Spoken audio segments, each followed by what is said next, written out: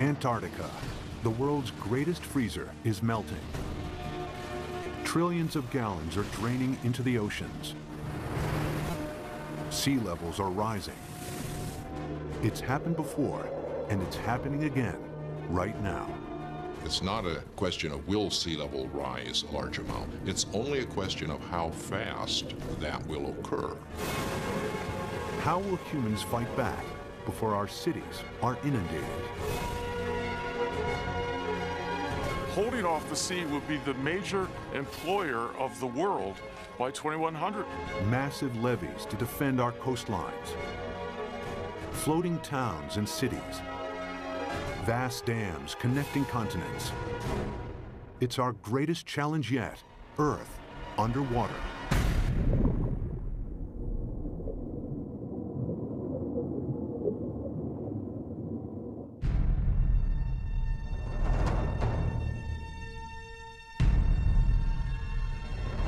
This is New York in the 24th century. Sea levels have risen by 120 feet. Manhattan is flooded. What could cause such a terrifying scenario?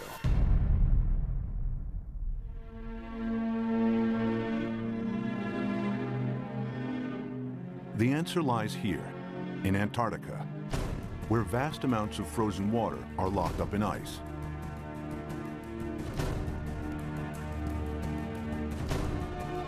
Some of Antarctica's ice sheets are more than 2 miles thick. If melted, this ice would dramatically raise sea levels. And the melting has already started. Taxi Jackson, please.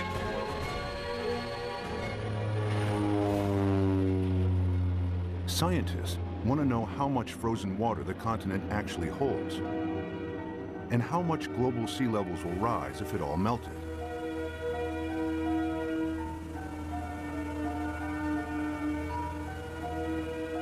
Specially equipped aircraft send radar beams deep into the ice, which reflect off the bedrock and measure the depth of the ice sheet.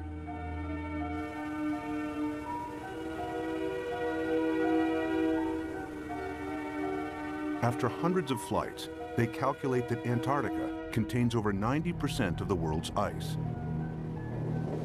Together with Greenland, it's enough to raise global sea levels by an astonishing 230 feet. This is what North America would look like if all of the planet's ice melted. Europe would also shrink. London's Tower Bridge would become a solemn monument in the sea. Berlin would be flooded, as would Paris. But how likely is such a scenario? Is sea level rise reality or myth?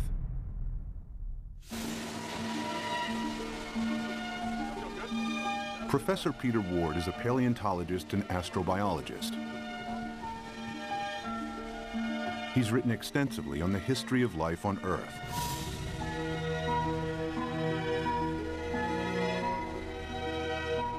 Today, Ward wants to know what would happen to our planet if sea levels rise foot by foot. Somebody give me a zip here. The journey begins in the Florida Keys, a chain of islands south of Miami.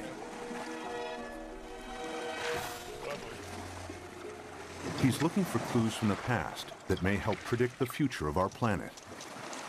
All right, guys, you want to go swimming? You ready?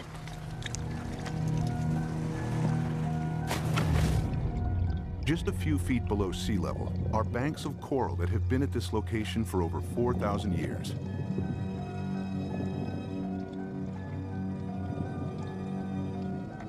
During this period, sea levels have been stable, not just in Florida, but around the world. Let's go swimming with me. Come on, boys. But it hasn't always been like this.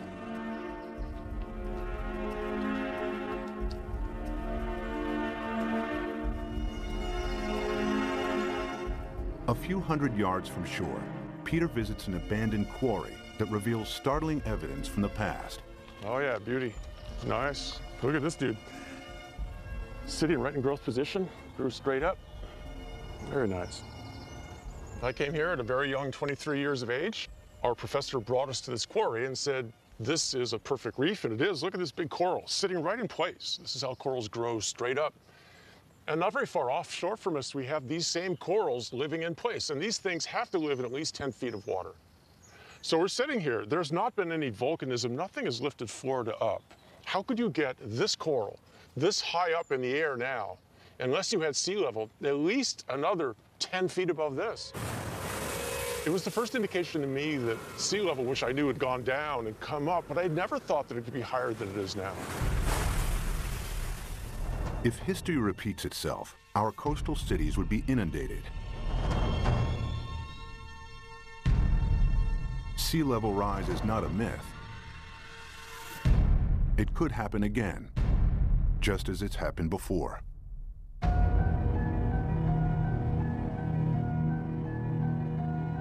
The beginning of the most recent ice age was 70,000 years ago. The ice sheets expanded, the planet's landmass grew, and sea levels fell. Then temperatures rose again. The ice receded. Sea levels climbed and eventually settled at today's coastlines. But global temperatures are on the rise again. This time from humans burning huge amounts of fossil fuels. They produce CO2 and other greenhouse gases that heat up our atmosphere. Whenever global temperatures rise, sea levels follow. We have emitted so much carbon dioxide that the amount of carbon dioxide in our atmosphere has increased by about 1/3 in the last 100 years, and it is now higher than any time since at least 1 million years. We expect about 3, 4, even 5 degrees centigrade warming in this century. The warmer it gets, the faster the sea level rises. That means sea level rise will get faster and faster as we heat up the planet more. Of course, predicting future sea level rise is difficult, as the planet has never before experienced the dramatic increase in CO2 of the last 100 years. But Professor Rahmstorf's climate model predicts a maximum 6-foot sea level rise this century as higher temperatures kick in.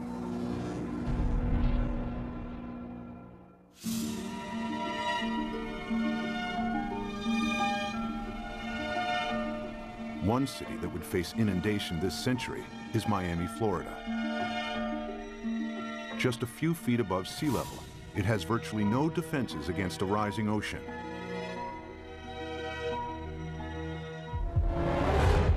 After 1 foot of sea level rise, these beaches would be regularly flooded at high tide. After 2 feet, many roads would be submerged. After 3 feet, if a hurricane strikes, the surging water would overcome sea defenses and cause flooding deep inland. Much of the region's coastal real estate would be ruined.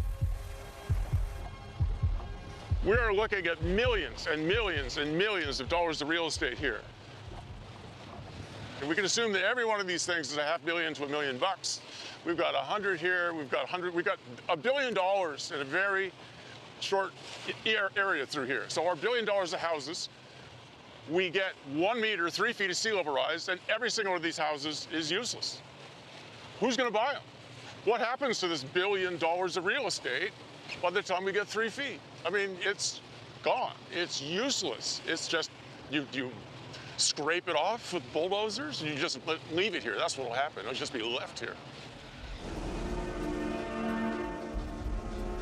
And it's not just residential properties that will be affected.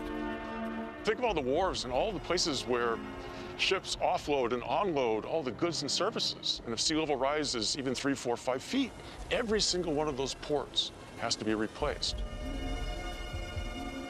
The cruise ship lines, there are billions of dollars of infrastructure that even a small sea level rise takes out. You got to rebuild it all over again. After 4 feet of sea level rise, electricity supplies would be affected as coastal power plants are flooded. After 5 feet, some of Florida's freshwater resources would be contaminated with seawater, and the Everglades National Park becomes a vast bay. After 6 feet, millions of Floridians would have to evacuate the state. So what's going to happen to Florida? By 2100, we'll be at least 4 to 6 feet higher. So this tide, which is not a high tide, will be about here, up to here. There's no way that we can keep the sea back as it rises. Miami-Dade County will be severely diminished.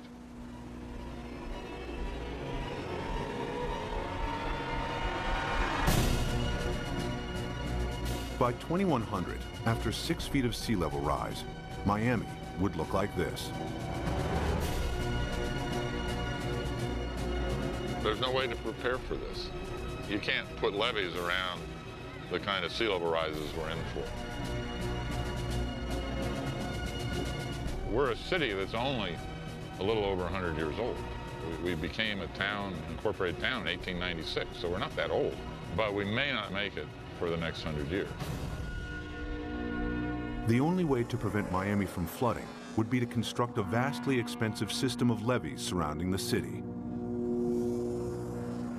It would be a major engineering challenge, as Miami is built on porous ground that allows seawater to seep through. Alternatively, if Miami was flooded, the city would eventually have to be abandoned. There are cities you can save and cities that you can't save. And the choices will be based on, can we dike it off, can we put it off, or is this too expensive, not worth the price, not worth the effort. One city determined to defend itself against the sea is New Orleans, Louisiana. During Hurricane Katrina in 2005, large parts of New Orleans were flooded after a storm surge raised sea levels by 20 feet. The city lies several feet below sea level. Its antiquated locks and levees weren't strong enough to hold back the rising sea. As the storm pushed the Gulf's surging waters into Lake Borgne and onwards into the city's canals, New Orleans' sea defenses broke in 50 places. We had some levee and flood wall failures in the hurricane system. And the combination of that overtopping of the levees and the flood walls that failed caused massive flooding throughout the city. About 80% of the city of New Orleans was flooded following Hurricane Katrina.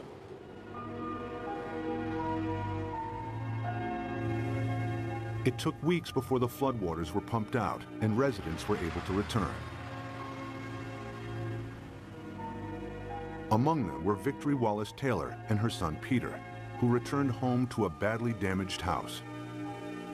The flood was very bad. They wouldn't let us come and see about our house. It damaged my heart a little bit because I'm afraid for the flood. Like if the flood come in again, I don't know what to do because I think I might panic this time. I don't know. It is a hard pill to swallow, you see.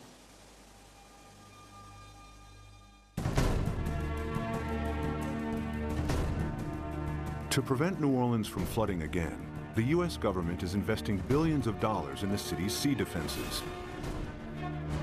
Along the riverbanks, the U.S. Army Corps of Engineers is strengthening New Orleans' levees and locks. Their work here provides future insight into the kinds of construction that may be needed to protect coastal cities around the world against rising sea levels. We learned a lot of key lessons, and some of the key lessons learned were incorporated into the designs for the Greater New Orleans Hurricane Storm Damage Risk Reduction System. And that system is a series of many different aspects. It has flood walls, it has pump stations, it has levees. There's the series that we call the multiple lines of defense. New Orleans' defense takes a unique approach against the rising water by confronting the enemy itself. The flood surge that broke its sea defenses approached the city from Lake Borgne, a lagoon east of New Orleans. It's here where the U.S. Army Corps of Engineers is focusing its efforts. What we've done now is we moved the defense of the city out. We're about 12 miles from downtown, about 8 miles away from the 9th Ward, which is flooded. We moved the protection from downtown, the heart of the city, left it in there, improved it. We've moved all the way out here, 8 miles out to the edge of Lake Borgne, where we now have this brand new structure which works as a primary line of defense. New Orleans is made up of the best topsoil from the United States that came down the Mississippi River and built up down here. However, back in graduate school, the whole idea was that the better it is to grow something on, the worse it is to build on. Well, this is the topsoil of the nation down here, so it's the worst possible stuff to build in. What you see behind me is the Hawken. It is a pile-driving crane brought in from Seattle, Washington, across the Pacific Ocean, down to the Panama Canal to New Orleans to build this particular gate and a barge gate. And what we've had to do is go down 60 feet through the newer material down to the old Pleistocene clay, and that is our basis. So the main wall itself goes down to minus 130 feet, and the batter piles that brace it are down to 190 feet. All tall buildings in New Orleans, the dome, everything is based upon piles. The new seawall also has to allow ships to pass through. Dry cofferdams are put in place to construct barge and sector gates. The concrete is poured, the dams are flooded, and the gates can be completed.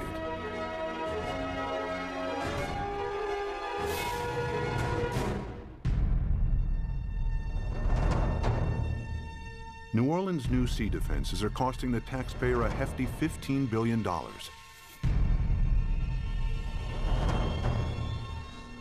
But their design only accounts for storm surges that build from sea levels today. If sea levels rise by 6 feet, any storm surge would be higher as well, and the city's sea defenses would have to be heightened at an even greater cost. Not every country can afford to spend billions on sea defenses. In Bangladesh, many of its 150 million inhabitants live at or just above sea level. Merely 3 feet of sea level rise will have a devastating effect on the country's population. Turns out the area of the world that would be most vulnerable to sea level rise would be Asia. The rice-growing river deltas in Asia, they're very close to sea level. Even a modest 3-foot rise would put half the rice land in Bangladesh underwater. Bangladesh has over 100 to 120 million people, and that number is rising fast. A great deal of its land just simply gets covered by water. And again, once you have salt water coming up, it's not just the land that's covered, it's the intrusion of salt. Even a 3-foot sea level rise wipes out half its rice crop. Their population is going up a third, and their land is being shrunk by a third. You know, you do the math. It's a catastrophe coming at us. Much of Bangladesh is a vast muddy delta that can't be defended. 6 feet of sea level rise spells disaster. It would displace millions, probably at least a few tens of millions of people. Where are they going to go? India's already built a wall between India and Bangladesh. They're anticipating there are going to be a lot of Bangladeshis starting to move, looking for a place to go, and Bangladesh itself is already one of the most densely populated countries on Earth. And then there are another 18 or 20 rice-growing river deltas in Asia, the Irrawaddy in Burma, the Pearl River Delta in China, and so forth, that would be affected in varying degrees by the rise in sea level. By the end of the century, cities and coastlines around the world will be under siege from the rising tides. Everywhere, people will be building levees and sea defenses to fight back.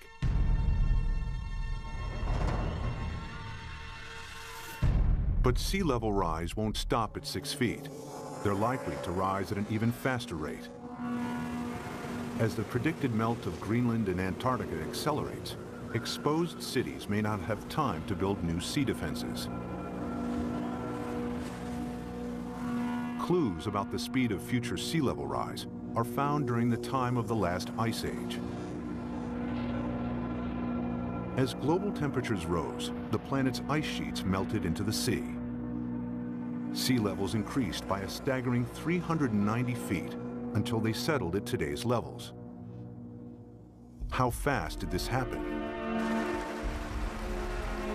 The answer may help predict how quickly sea levels could rise in the next century, and how much time we have to defend our coasts. Professor Rick Mortlock is one of the world's leading experts on past sea level rise. He and his team collect fossilized coral from the seabed. In the lab, they analyze and compare the exact depth and age of each sample. A clear picture emerges of how fast sea levels rose thousands of years ago. We have two pieces of fossil coral that was recovered from drill cores off of Barbados. So by dating these samples and knowing the depth at which they were retrieved, we can use that information to create a point-by-point reconstruction of sea level for the last 20,000 years. There's one particular sea level rise of interest. We call it Meltwater Pulse 1A. During that period of time, we believe sea level rose about 20 meters in 500 years, or about 4 to 5 meters per 100 years. If the same happens again, it would translate to as much as 16 feet of additional sea level rise in the next century. Factor in today's affairs, and the rise may be even faster. If we don't get emissions under control, the rate of sea level rise will keep accelerating. And so in the next century, it's not only that we get the additional 5 to 7 feet that we got the last century, that's going to happen, but we add on to that. So now we're looking by 2200, probably at least 15 feet above, and probably 20. By 2100, the cities will know that they are doomed. The coastal cities, anyway. If the oceans rose with accelerating speed, the planet's most exposed cities may not have time to build adequate sea defenses. Sea levels would rise by 16 feet per century. New Orleans could flood, followed by Miami. Miami's the worst off, and New Orleans, those are two cities that will have to be abandoned, I imagine. As southern Florida is lost to the sea, other coastal regions will also struggle to hold back the tides. Among them is the San Francisco Bay Area, with its 7.5 million people.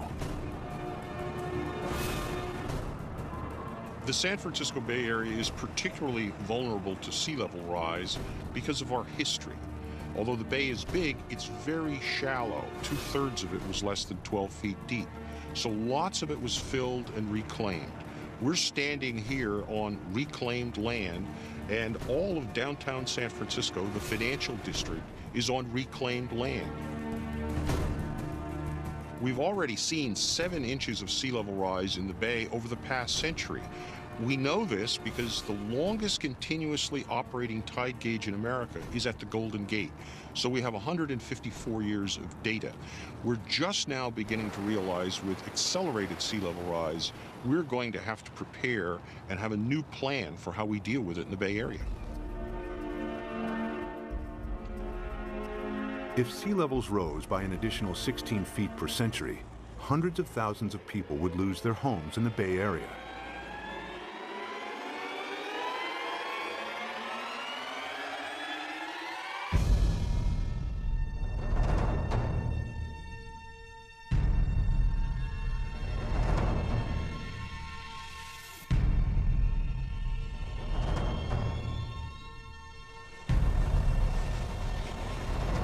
To protect San Francisco Bay, levees would have to be built on a massive scale. The silver lining is the engineering will create so many jobs. Holding off the sea will be the major employer of the world by 2100, I think. This is going to be worldwide. We're going to have a damn revolution. The bay's entire coastline would have to be defended with levees in order to protect it. But in the east, the Sacramento-San Joaquin Delta would remain vulnerable because it's at or below sea level.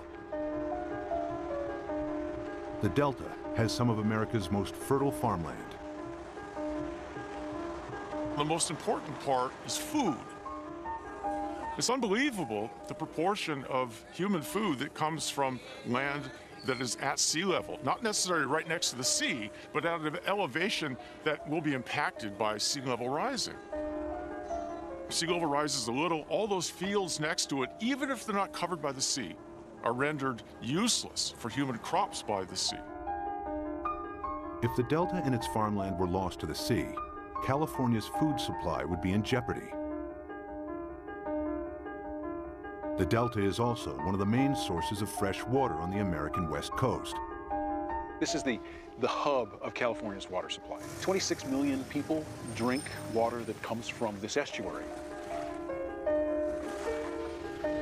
It's just a huge number. 2/3 of the population of California gets water from this estuary.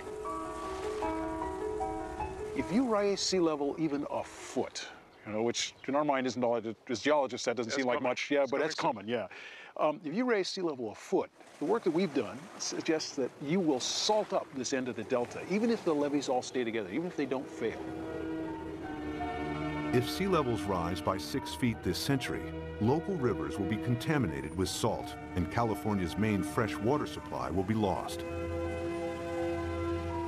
In the next century, after an additional 16 feet, the entire delta will be claimed by the sea.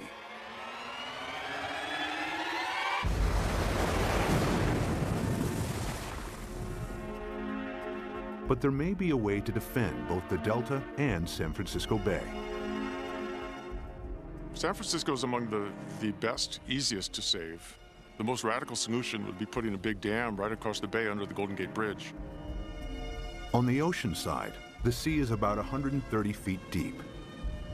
Building a dam would be controversial and would turn the bay into a freshwater lagoon. But at a time of intense sea level rise, some may consider this the best option.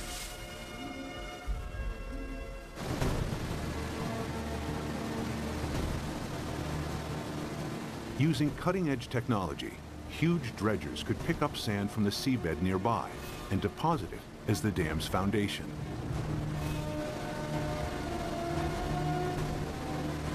The dam's shallow incline would ensure maximum stability against earthquakes, breaking the power of the ocean waves with ease.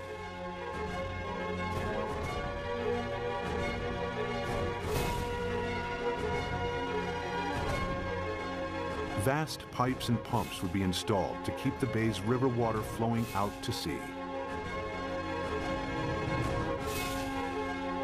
The Golden Gate Dam would cost $2.5 billion and could be heightened to deal with any sea level rise in the future.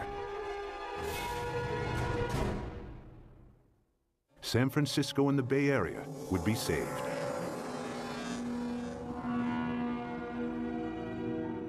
One region that may benefit from the U.S.'s sea defenses is the Mediterranean. It's flanked by countries both rich and poor that have thousands of years of history. The Mediterranean has a unique feature, a narrowing at its mouth. The Straits of Gibraltar are between 10 and 20 miles wide, stretching from southern Spain to Africa. A dam could keep the rising water of the Atlantic separate from the Mediterranean. There's been a plan since World War II, for instance, to put a dam between the Rock of Gibraltar and Morocco on the African side. A dam big enough that sea level rise does not affect the Mediterranean. But building a dam here has one major drawback. Every year, the Mediterranean loses 2 feet of sea level through evaporation that is compensated by the inflow of water from the Atlantic. The dam would cut this off. In the case that you build a dam in the Gibraltar Straits, there will not be the flow of water from the Atlantic. So in the case that you cut the flow, so there will be a evaporation, there will not be compensation, and there will be a permanent drop of the water level. After years of evaporation, the Mediterranean would turn into a stagnant saltwater lake. Eventually, the sea would dry out. And if then the sea level would rise, let's say Sea defense engineer Peter Janssen maps out possible solutions on how to keep the Atlantic flowing while building the world's largest super dam. I looked at the surroundings. I looked at what may be required to make a closure. And then, well, I thought it may be feasible.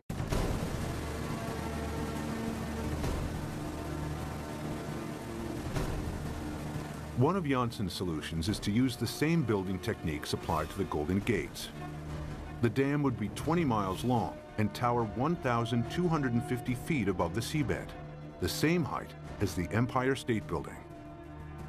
Another solution is to keep the natural flow of the Gibraltar Straits.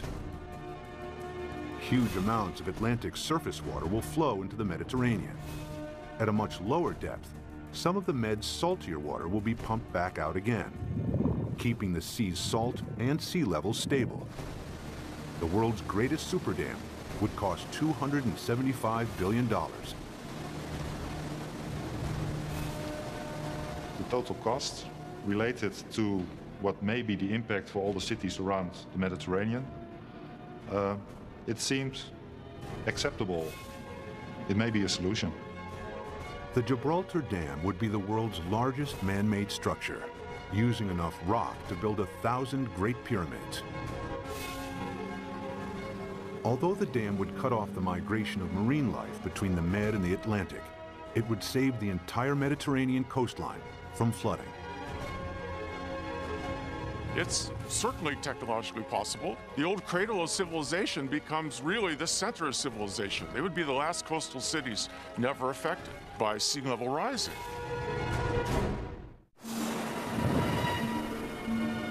By the end of the next century, sea levels could rise by nearly 22 feet. Some cities may be saved through the construction of super dams.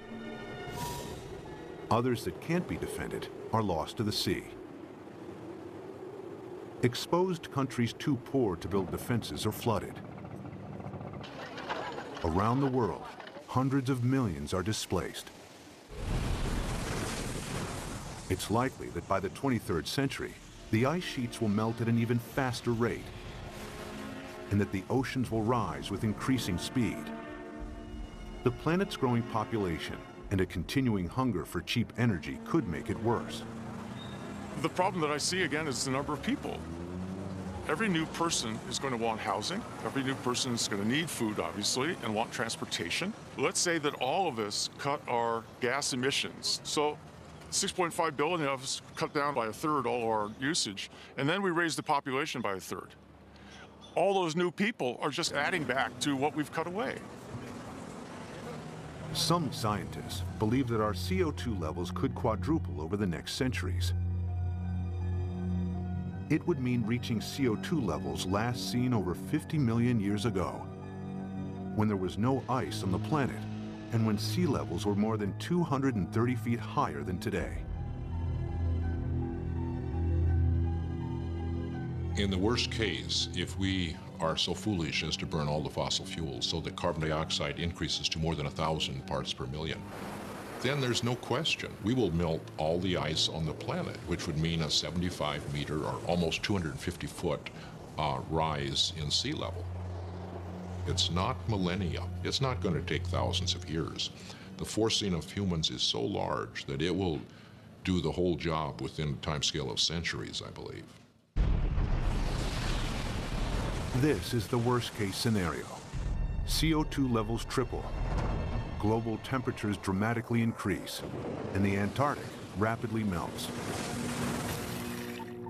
The world's coastlines are eroded as sea levels rise by an additional 50 feet by the end of the 23rd century. One rich city that would struggle to defend itself is London, Western Europe's largest metropolis. Its main river, the Thames, is tidal, and water levels vary by up to 22 feet. The Thames barrier defends the city against storm surges from the sea. If a tide is unusually high, the barrier closes its gates, and inner London is protected. If sea levels rise by 6 feet, the barrier would have to be replaced by a huge seawall upstream. But if they rise by 50 feet per century, there may not be enough time to build adequate sea defenses. It would be a disastrous situation. It would mean you simply can't inhabit the coastal areas because you will have a continually changing sea level. So we really do not want to go down that path. If CO2 continues to increase at a growing rate, 50 feet of sea level rise per century is a distinct possibility. The swiftly rising oceans would bypass any new seawalls. London and large parts of England would be flooded within a few centuries. The worst case scenario is when we have maybe 4 to 6 feet within a decade. That's not the kind of thing where you sort of sell your houses and say it's going to be okay. But you're trying to get out of there without drowning. It's going to challenge the existence of civilization. One of London's most famous landmarks, the Tower Bridge, would become a somber outpost in the sea. I mean, there would be a degree of panic that we cannot imagine as each country tried to figure out how it somehow could survive. Rising oceans would seep underneath obsolete levees or breach areas where there wasn't the time or money to strengthen seawalls. The rapidly rising sea levels would soon overwhelm large parts of continental Europe. By the time all of the Antarctic's ice has melted, Denmark, the Netherlands, and large parts of northern Germany and France will be lost. Significant sea level rise may turn Berlin into a coastal town within centuries. Another 100 years, and the city would be lost to the sea. The rising sea would creep up the River Seine and find its way to Paris. With an elevation of 115 feet, the French capital would be vulnerable to sea level rise. After all of the planet's ice is melted, it will flood. The affluent countries would try to protect their borders against millions and millions who would be leaving the areas most severely affected. But the stresses associated with migration on this scale are unimaginable. The meltdown of the planet's ice sheets would completely transform our world. But even as our coasts are pushed back by the rising oceans, resourceful humans would try to adapt.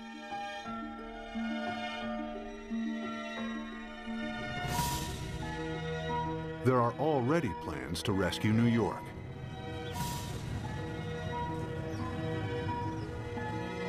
Manhattan Island is flanked by 2 fast-flowing tidal rivers. The entire city is directly exposed to the North Atlantic and extremely vulnerable to sea level rise.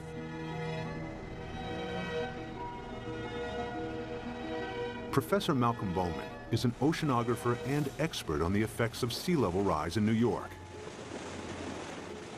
If the worst case scenario of the rapid meltdown of the ice sheet on Greenland, the West Antarctic ice sheet, were to happen extremely rapidly, the future of New York City is in peril. So the city has 2 options. 1, either build massive defenses, or 2, start evacuating the city and its population to higher ground. The flooding of New York's underground installations would only be the first in a series of catastrophic events. After the first 6 feet of sea level rise, parts of lower Manhattan would be submerged. If sea levels rise by 50 feet, the water would move into Times Square. Behind me is the Manhattan Bridge. With sea levels rising 250 feet, that bridge would have seawater lapping around the roadway.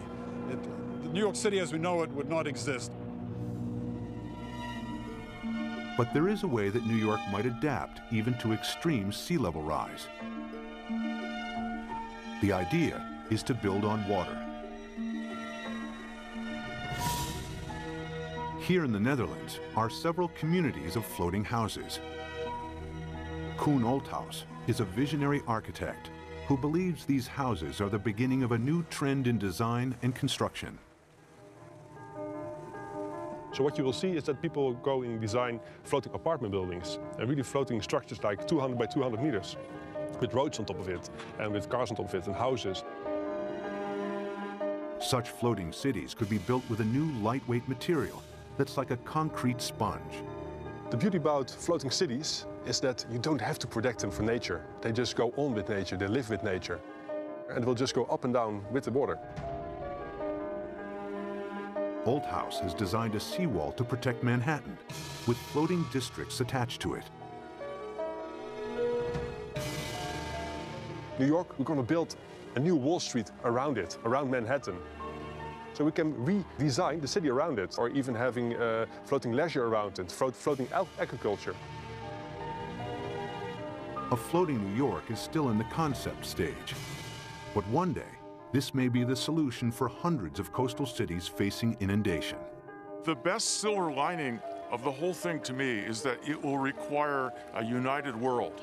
A world war against sea level will have to bring all of the squabbling governments to act together.